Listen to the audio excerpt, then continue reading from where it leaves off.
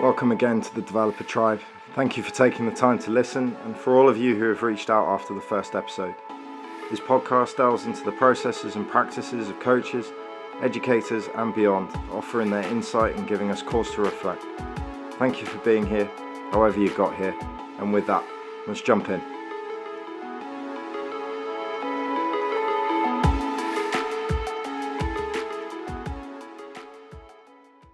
My guest today is a sports educator, leader and coach specialising in emotional intelligence. Her recent guidebook, Coaching with Emotional Intelligence, has attracted interest from over 1,000 coaches after she very kindly offered it out for free to anyone who connects with her, including our listeners today. She was a nationally ranked swimmer and competed as an NCAA athlete while studying at Fresno State University, achieving 5 school records, captaining her team and earning a conference medal. No stranger to high performance then, she is clearly passionate about the development and growth of sports coaches. I'm delighted to introduce Esme Gullick to the show. Welcome. Hi Tim, thanks for having me. Absolutely. What's life been like since you published your guidebook? Well, I definitely wasn't expecting this. I put the guidebook out there just on a few resources that I had, but didn't really pick up much interest. And then I was lucky enough for one of my mentors to post the guidebook on his social media, and he's a pretty popular guy in the coaching world and he has a lot of followers. So he advertised, I think it was a Friday night, he popped the guidebook on his Twitter. The next morning I had like 600 emails from different people. So it was definitely a shock, and I definitely spent a lot of time responding to those emails. And from there, it really took off. So we have a lot of interest now from coaching organizations around the world. I've worked with Australians, Canadians, people from the US, the UK, South Africa. So it's been super exciting to be able to share what's going on. But, you know, we're in some unprecedented times at the moment, so I'm glad I've had something to do. Great, and having had a look at the guidebook, I'm not surprised. We'll dip into its content shortly. You were studying at Fresno in California, but I'm sure people are detecting a British accent. What took you stateside? Yeah, well, I hope they detect the British accent. I try and hold on to it as much as I can, but I know I have a twang. I moved out to California originally at the age of 18. I got a swim scholarship. So big swimming background for me. It was a huge passion of mine, and that's where my love for sport comes from as well. And that's how I ended up coaching. So I got the scholarship in 2013, did 4 years of undergrad whilst I was swimming at Fresno State, and then ended up having the opportunity to go on and do my master's whilst being a graduate assistant for that same team that I swam for. Yeah, that's amazing. So when was it that your interest in emotional intelligence really started? That's a good question. So it actually first came from a research paper that I did about emotional intelligence in athletes. So I was in a coaching concepts class and we were talking about mastery of sports and deliberate practice and things like that. And we had to write a research paper about something that we were interested in. And as a former athlete, I knew that emotions played a big part in someone's performance. So I wanted to look into emotions a little bit. And I found this concept of emotional intelligence, which I had actually not heard of before, and kind of really interested me. The concepts really interested me. But at that time, I had just become a coach. And I was thinking about, well, how does this look in terms of coaching? What does emotional intelligence look like for a coach? I want to make sure intelligence has this impact on athletes. So what can we do for it now in coaching? But there wasn't really much in research at the time about coaching with emotional intelligence. So at this point, we were kind of, looking into the beginning works of our end of degree projects. And I kind of thought this could be a good idea for it. And I spoke to my mentor, Wade, and he said, yeah, I think that's a good gap there that you could fill. And we kind of went from there. And that's an important distinction to make. You've been looking at the development of emotional intelligence in coaches. I have a lot of interest in the development of social and emotional competencies through youth sport, particularly football. And as you'll have heard my brother point out last week, that if we don't have those qualities ourselves, it's going to be difficult for us to develop them in our young athletes. So tell us about what emotional intelligence is and how we use it. Wow. So from the research I've done, and I'm absolutely no incredible expert on this topic. I'm 25 years old. I've been studying this for 3 years now, maybe. So it's something that I'm still learning about myself, but I definitely probably have a little bit more information than the average person. Definitely not as much information as an emotional intelligence expert. So emotional intelligence is your ability to understand and harness your own emotions and the emotions of others. So there's two components to the definition. It's your emotions and the emotions of others. So how are we becoming aware, and how are we utilizing and managing those emotions for best effect? And how are we doing that with other people's emotions as well? And it was originally pioneered, the term emotional intelligence was pioneered by two guys called John Mayer and Peter Salovey, and this was in the 70s. And they basically came up with the main idea behind emotional intelligence. They created some frameworks and some research behind it too. And, they were the people that started the trend off. It wasn't until about the 90s that it was really made popular. And that was by a guy called Dan Goleman. He wrote a book called What is Emotional Intelligence? And he kind of talks about general emotional intelligence, so emotional intelligence in general life rather than that sport emphasis or education emphasis, just like the general about why he thinks emotional intelligence is important as intellectual intelligence, so your IQ, and how it can impact your life and how it can help you throughout life. So Dan Goleman kind of paved the way then for a lot more research to happen. And he ended up creating a model that's called the model of crucial competence. And this came a little bit later in his career. And it basically says that emotional intelligence is consisted of 4 parts, which is self-awareness. So that's the ability to be aware of your own emotions and how they affect other people. Self-management, which is your ability to harness and manage your own emotions for best effect. And then social awareness. So now we're talking about other people's emotions. So this is the ability to understand the needs, the concerns, and the emotions of other people. And then finally, relationship management. So taking context and other people's emotions and learning how to best use those to manage relationships. And within those 4 competencies, there's a bunch of sub-competencies or skills that you can develop. And if anybody reads the Guidebook, it goes through the model and the sub-competencies, and the book is based on a lot of those sub-competencies. Now, Daniel Goleman's book and his concepts aren't the only concepts about emotional intelligence. There's a ton of other ones.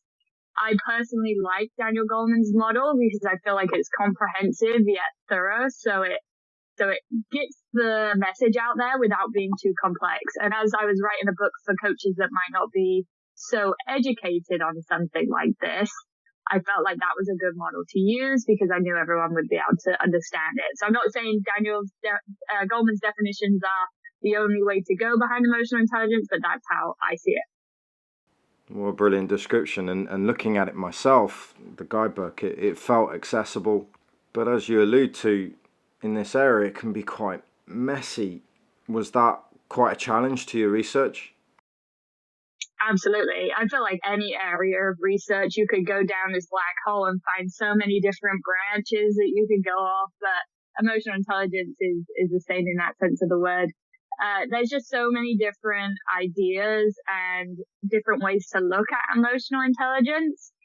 There's emotional intelligence assessments, but there's so many different ones of those.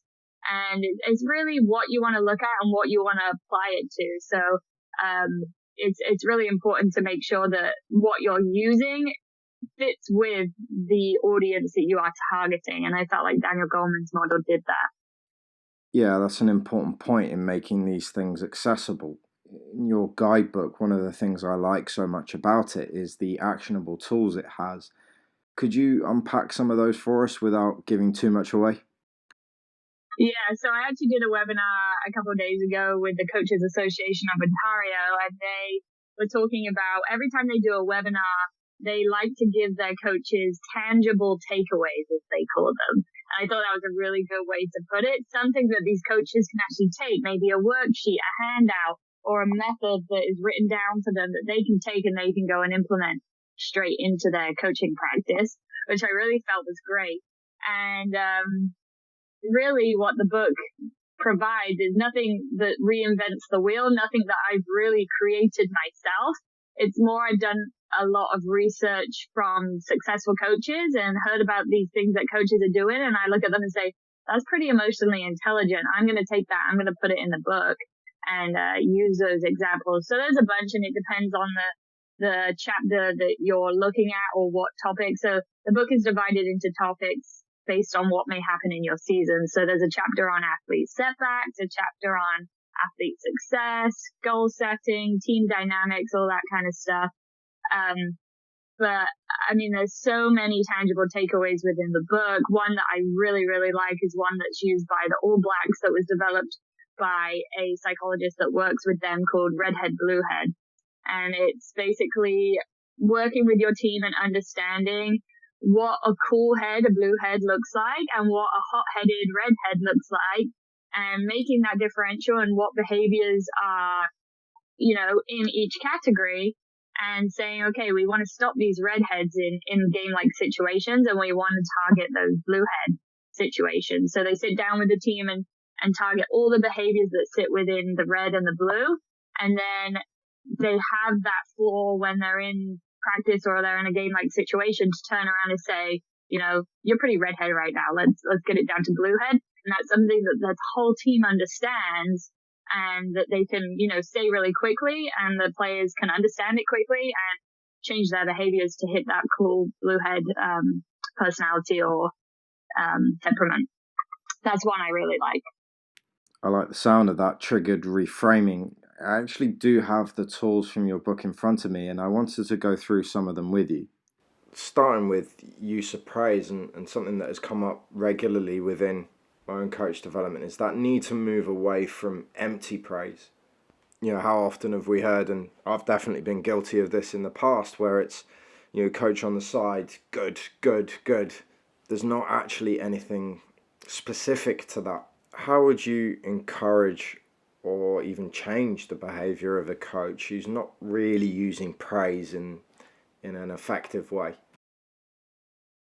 Yeah, so you hit the nail on the head pretty much there in terms of specificity. So a lot of coaches give these empty phrases such as good job. And don't get me wrong, those are better than nothing, and those should be used in practice. But it's so much more effective, and the player or the athlete gets so much more out of it if you're able to specifically target what was great or what was a good job. I'm a swimmer, so I always revert to swim examples, but say your athlete just came out of a race and they hit their turns really well and they were really good with their transitions underwater. When they come around and they talk to you, instead of just saying, good job, that was a great race, I'm going to say, really well transitioned. You were kicking right into your stroke. You were hitting those turns really good. Your knees were nice and tight. Just giving those specifics, because a lot of praise should be targeted at creating that same behavior, replicating that same behavior. So if you're praised for something in particular, you're more likely to go back to practice and do that same behavior because you know that that's what's good. So yeah, specific praise is really important.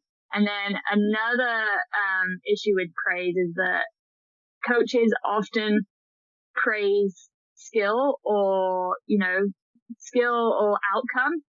So great job for winning the race, or great job for going the best time, or great job for, being the best freestyler out there. But they don't often praise behavior. So I thought you put in really good effort. I thought you showed loads of determination. You had really good grit. And a lot of the time, that's what you actually want from them more at practice, right? You want them to try harder. You want them to show those great behavioral tendencies. But if we're constantly praising outcome, we're less likely to get that behavior in practice. And also, it's going to put those people down who aren't really getting the outcomes they want right now. We need to be, if we're dealing with an athlete that hasn't been successful or hasn't been performing that well in previous few months, we're not going to give them any praise unless we give them some kind of behavioral praise. I think you've been trying really hard. I think every time I watch you on a Tuesday, I think you've been really trying hard at practice kind of thing. So yeah, definitely hit behaviors as well as outcomes and skills, and then be as specific as possible, I think.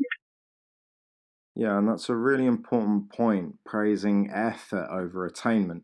And it can be difficult when a young player or a young athlete becomes very good at some aspect, that we almost just expect it from them every time. It becomes the norm. So you stop praising that part, even though in that moment it might be really good form or function.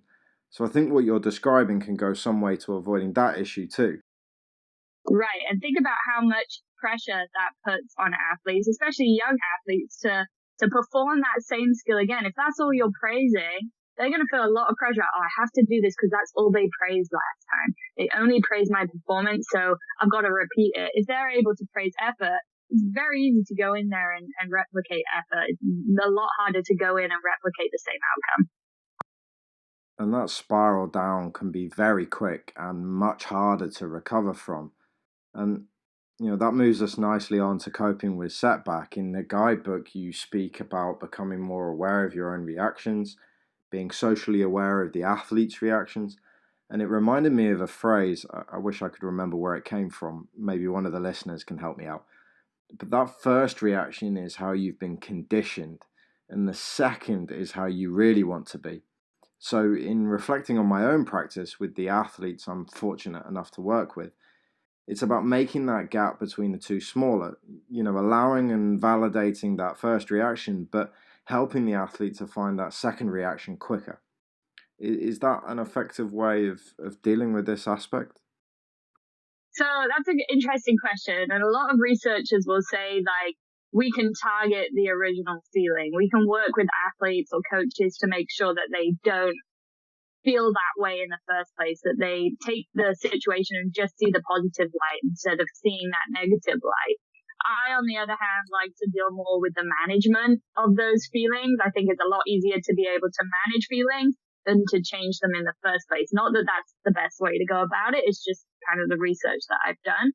And yeah, I think it's really important to be able to take an athlete's emotion and be able to turn that around, or take a coach's emotion and be able to turn that around as soon as possible. And there's a lot of self-management techniques, such as like positive reappraisal, problem-focused coping, that the coach can use or the athlete can use. And yeah, I think we want to narrow that timeline, as you said, and be able to turn it around as quick as possible.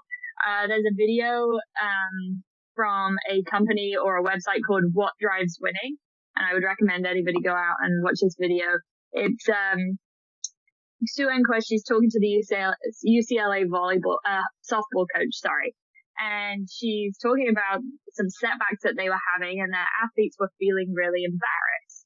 And this softball coach was saying, well, I have two kids. They were born under the same parents, raised under the same roof, and they have pretty much the same genetics, yet one of them reacts when I yell at them by, inverting and getting sad, and the other one lashes out. So they were raised under the same roof. They have almost the same genetics, yet they react so differently to the same trigger that I'm giving them.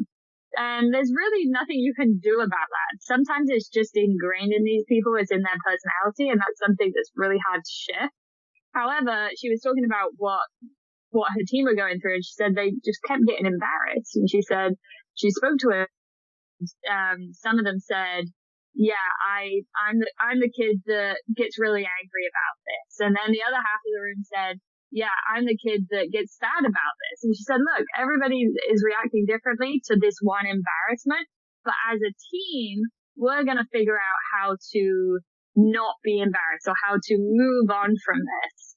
And she said, this is something we've all got to buy into as coaches, as players, and it's something that we all need to shift by. And she said it was something that they worked on for a while. And she said later on in the conference play, they were playing against a team, and one girl did something that was so like amateur mistake, rookie mistake to make. And this is an NCAA Division I player at UCLA. And she was like, I can't believe I made that mistake. And this girl walked off the field and she said, I'm not going to get embarrassed. And she said that set the tone for the rest of the game. And we ended up winning the game because we had all made a decision that, yes, we feel embarrassed, but we're not going to act on this. We're not going to lash out or get sad or have these behavioral tendencies that come from this emotional trigger. So that's something that's really important. And as a coach, she provided a safe space for the girls to talk about this and for her team to, think about their emotions. And she also provided a safe space for them to be okay with the emotions they're feeling and to move on from it. So as a coach or as an educator or leader, that's something that's really important to do, is to provide that safe space to say, this is okay. Your emotions are okay. But what we do about these emotions is, in our hands, and we are going to make a statement on it. What a brilliant description. So I'll go away and take a look at that video. I was a softballer for many years, so I have a huge affinity for the sport. You present in your book about emotional availability, showing some vulnerability and not weakness. I really dislike that word being connected in reference to these, because really it's a strength. With that in mind, you point to the work of Brené Brown. Yeah, I definitely talked about Brené Brown's vulnerability research, and it's really important for coaches to show that they are human, to show that they are relatable, because it really helps make that connection, makes those athletes realize that, that my coach is just kind of like me, they have their downfalls, they have their setbacks, they have troubles, just like I do. And as much as a coach, it's not okay to show that all the time. There's got to be moments where you sit down with your team and say, I'm feeling this too, maybe not as much as you because you're the athletes going out there and doing it, but I'm feeling it too. I'm feeling upset because we lost this game, or I'm feeling down because, we're going through coronavirus and we're not able to practice, that kind of stuff. So definitely show that vulnerability. But when it comes to role modeling, it's something that is apparent across the board. So when it comes to athlete setbacks, one thing I talk about a lot in the guidebook is talking about resilience and bouncing back from adversity, bouncing back from stressors, and especially in those younger kids who don't have the skills for emotional intelligence already and don't really have the capacity at that point to sit down and have a conversation about what emotional intelligence is. The only way they're going to develop emotional intelligence is by watching someone who is a role model to them do it themselves, So those younger kids are going to be watching, going to be looking up to the coach and seeing that they are displaying resilience, that they are positive after every loss, that they are going to create some problem-focused coping mechanisms, and they are going to mimic those, copy those. When your athletes get older and when they become more elite, you can definitely have that conversation with them where we talk about, okay, when you hit an emotionally rough time, this is how we're emotionally intelligent. But you just can't have that conversation with young kids. So again, important for us as coach developers to understand the context in which those coaches are working, whether it's with younger players, older players, whether they're in a more grassroots participatory space than high performance. So I wanted to talk next about injuries and the dealing of the emotional side of what an injury can cause. I read a book a while back which was a biography of a footballer I hadn't heard of before, Paul Lake. It's beautifully written, and he talks about, amongst many other things, the impact of a bad knee injury and the subsequent mismanagement of his recovery over a course of years. It really hit home for me the importance of the environment around the player and how that can lessen or compound that impact of that injury. Not long ago, I found out a player I worked with in academy had an injury a couple of years back and unfortunately is no longer in academy football. And one of the things that was said about him by a couple of the people who also coached him was he wasn't really the same. And what struck me about those conversations was that it wasn't so much about the physical side, it was the mental side that they referred to, and how difficult it seemed for him to re-enter a talent development environment. In your guidebook, you talk about self-control and empathy as key tools for managing injured athletes. What do you think best practice looks like for coaches in these kinds of situations? Yeah, so first of all, going back to what you're talking about in the athlete being not the same, I think people that are on the outside that have never experienced a serious injury or never really been an athlete themselves don't really understand what happens when a elite or invested athlete experiences an injury. So a lot of research has been done that shows that athletes actually go through the stages of grief, same grief you have when you lose somebody, in the process of their injury. So that's just saying something about it themselves, about the sport itself, and about injury itself. in terms of how detrimental it can be when the sport is taken away from you. But you lose so much as an athlete who's gone through an injury. You lose your identity as an athlete at first. Like, that's how you explained yourself to your friends, how people knew you. You were the soccer player, you were the wrestler, you were the baseball player, and now you're not that, because you're not able to go out on the field every day. You're not able to go play tennis every day, So you lose that. You also lose your sense of a role as a teammate, as a player, as someone that provides a key responsibility to their team. You lose that. You lose a lot of self-esteem because, a lot of your confidence came from your athletic abilities.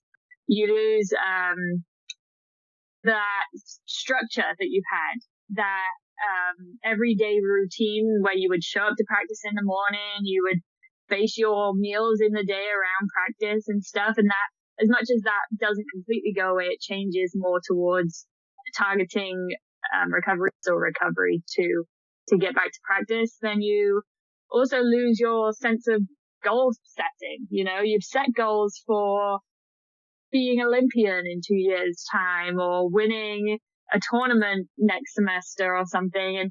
And that completely changes because now your goals are being targeted towards, I just want to be able to move my knee, at the right angle. I want to be able to walk a couple miles. I want to be able to run down a field, kind of thing. So you lose a lot as an athlete who has gone through those injuries. In terms of what a coach can do to kind of help out with that situation is, first of all, it's really important that they don't react in a negative way. They have to be able to, keep the positivity going and setting up that positive environment so that, the athlete has some sense of positivity in their life if they aren't that optimistic themselves. But there's a few things you can definitely do. First of all, stay connected with the athlete. You're a huge role model in their life. You're a huge influence in them. And if they see that you still want to connect, you still see them as a valuable player in that team, they're less likely to lose that sense of self-esteem. They still think, I'm still important to this team if my coach still wants connection with me, Also, really good to be able to provide them a role outside of their athletic role. So I know a lot of coaches that have had their injured athletes have a part in coaching or have a part in designing training and designing practices and things like that. Maybe they, in swimming a lot, will have, if there's any ever any athlete on deck, sorry about that. If there's ever any athlete on deck that isn't swimming for any reason, whether they be sick, injured, not feeling it today, we have them take splits, just try and gather data, which we are always trying to gather anyway, but never have the staff or the resources to do it. The extra hands on deck that we can use, so utilize them, and that makes them feel important. Also really important, that if they can, get them into practice. So if you feel like they're, bringing the team down because they're trying to practice, but they're not quite up to skill or fitness as everyone else, so they might as well not practice because they're going to bring everyone else down. That's not the way to go about it. If they can do anything, have them do something. First of all, because we don't want them to lose everything that they've developed over the past season or so. But secondly, because it just provides them with that sense of there's hope for coming back and there's hope for getting them into it. And I mean, their athletic trainers or their physios or any health professional that works with them can definitely work with you on that. And then finally, just have trust. So a lot of the time as the coach, you're not the one that's responsible for the athlete's recovery. So I know a few coaches that, they like to have a big fair say in how much the athlete is going to rehab and how much that training they're doing. But in the NCAA, we have a lot of support from athletic training staff, and they are the health professionals. So we've got to trust them. If they say this athlete's not ready to go back to practice, then that athlete is not ready. That's the decision you should be trusting. And if they say they are ready, but you don't want them there, you still got to trust it and say, yeah, I'm going to bring this person on. So try as much as a lot of coaches like to have everything in their hands, the power in their hands. You got to seek outside for some responsibility from others as well, others that know what they're talking about. You touched on keeping them engaged, and this was something that really resonated with me from that biography. The importance of keeping the social circle as close as possible to what the athlete is used to. We've seen with COVID coming through and people having to go into isolation just what effect that can have mentally and emotionally. So, for injured athletes, trying to avoid that isolation if it's possible from, as you said, what forms such a part of their identity, what they connect with so often, I can really see how important that is. You mentioned goal setting, so that leads nicely onto the next one from your guidebook. For me, I've always struggled to get on board with SMART goals, so I enjoyed finding out about the clear acronym extension to it. Could you tell us about how that works? Yeah, so I personally love SMART goals. I'm someone that is very factual, very analytic. So I do think every goal should be specific, measurable, attainable, realistic, time oriented. But I don't think that's all that it should be, you know? Like I said at the beginning of this podcast, sports is so emotional. Emotion drives sports. It drives your motivation to be a better athlete, to be more successful. And, you know, you see so many athletes coming out of the competition, either crying or jumping for joy or something. So if that's such a huge part of who you are as an athlete, why aren't we considering emotions when we're making goals? So, I really like what I put in the guidebook here. It was something from Annabelle Jensen, who, is president of the 6 Seconds Network, which is the Emotional Intelligence Network.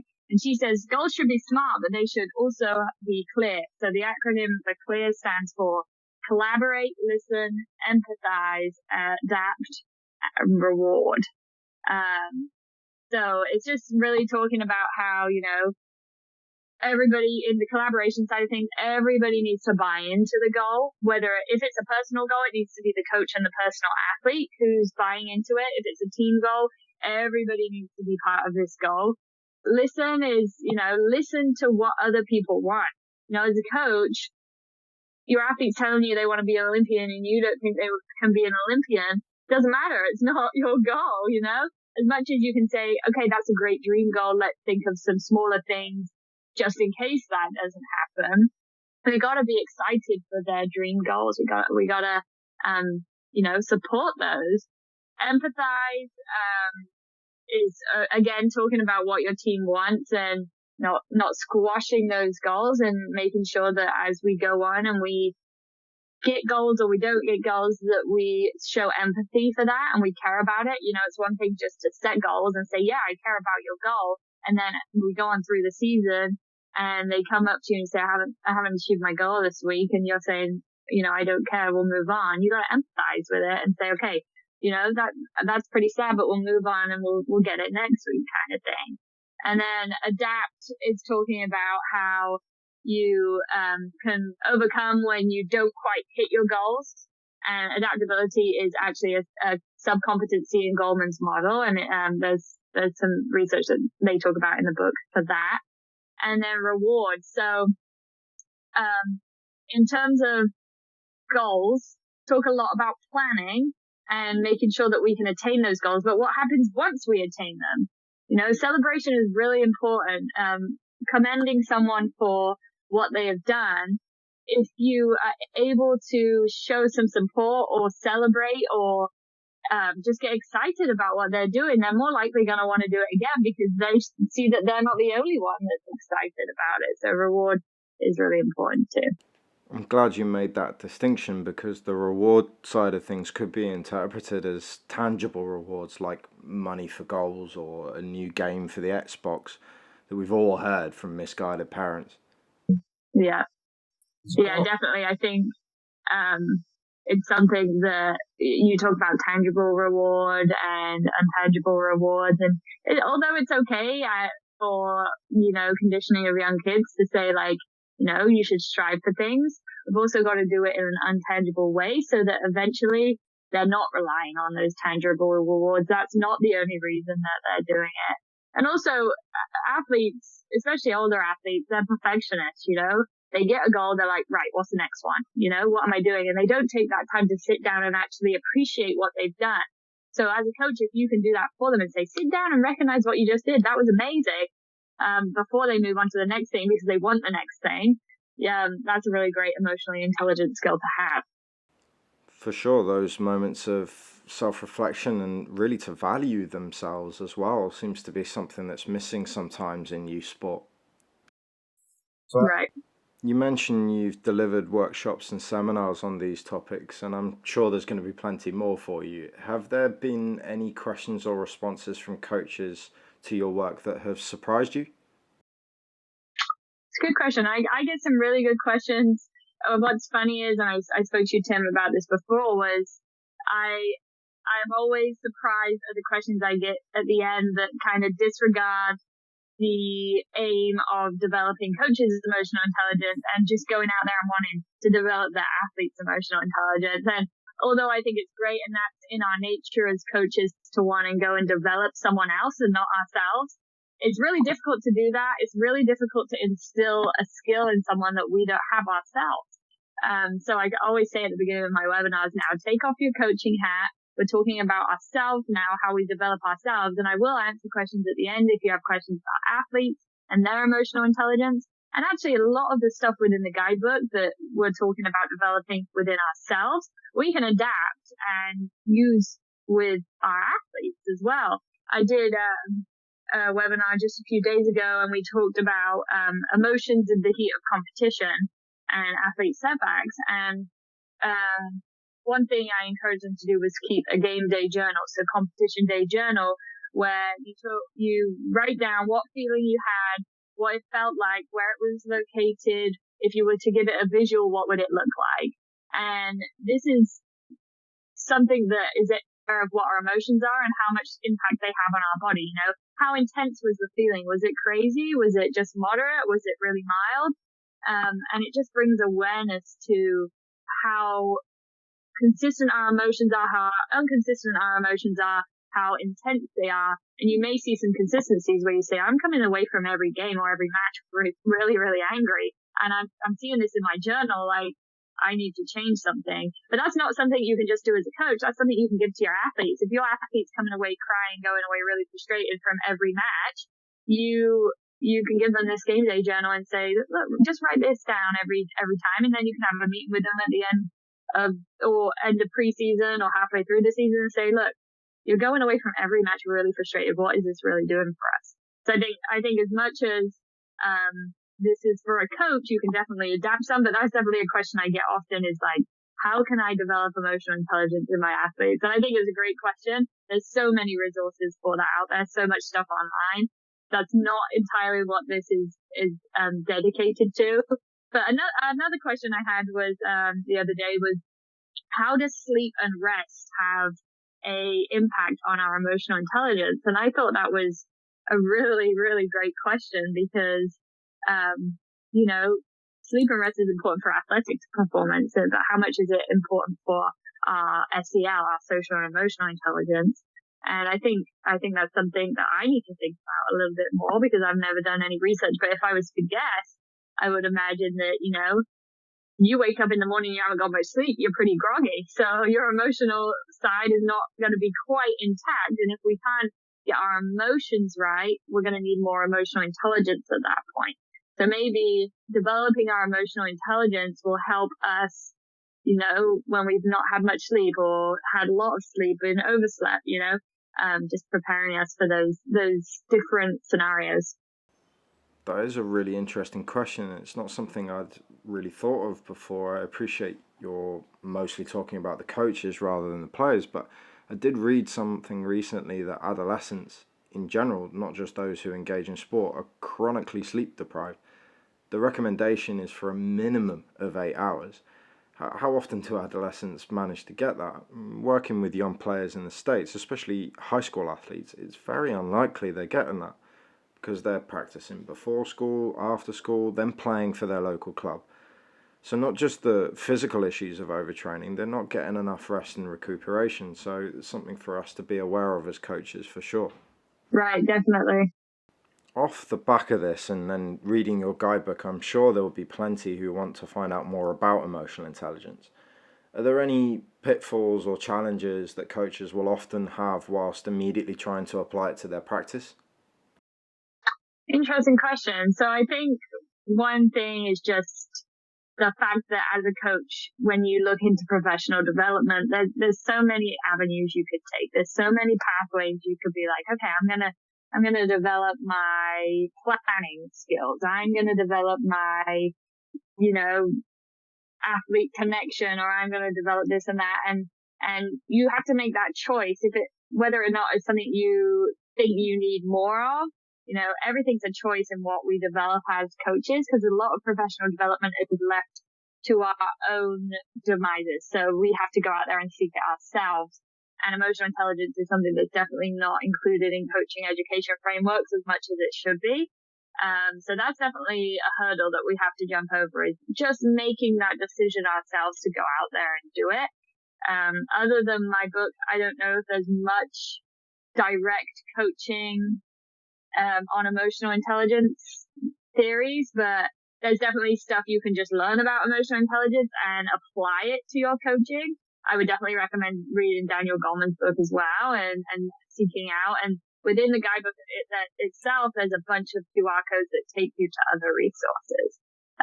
So yeah, definitely just making that connection yourself that you need this, and then also finding the right resources.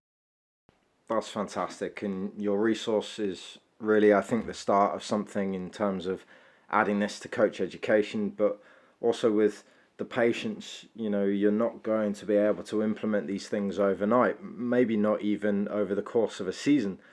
And really, it becomes a lifelong process that becomes part of the coaching lifespan. So, Esme, how do people find you? I usually just send out my email address at the end of webinars or on my LinkedIn. My email address is esmegullick@mail.fresnostate.edu, and I'll give that to you, Tim, that you can put a link to that when this podcast goes live. I also have a LinkedIn account, which I believe is Esme-Gullick. Let me just check that a second. LinkedIn.com/in/Esme Gullick, one word. So yeah, email and LinkedIn is definitely the best way to get me. And then if you wouldn't mind, Tim, just putting that guidebook available for anyone that wants the guidebook, you can send it out to them, and it has all my contact information on there too. With pleasure, I absolutely will. Thank you so much. So many of us, I'm sure, are feeling a little overwhelmed with the amount of information that's been available to us online.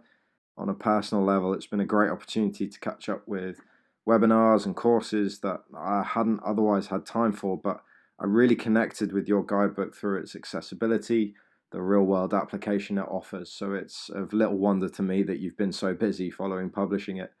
Esme, thank you for your time and energy today. Welcome to the tribe. Thank you so much, Tim, for having me. It's been fun. And that's it for episode 2. Thank you for listening, and to my guest Esme for discussing her work in emotional intelligence. I urge you to check out her publication to get an understanding of its role in coaching and the practical steps that can be taken in developing it. As ever, happy to hear from anyone who wants to connect, and a big thank you to all those who've already done so or shared the pod. It's deeply appreciated. The music you're listening to is by BB Phoenix. I hope this finds you well, and look forward to having you with us again soon.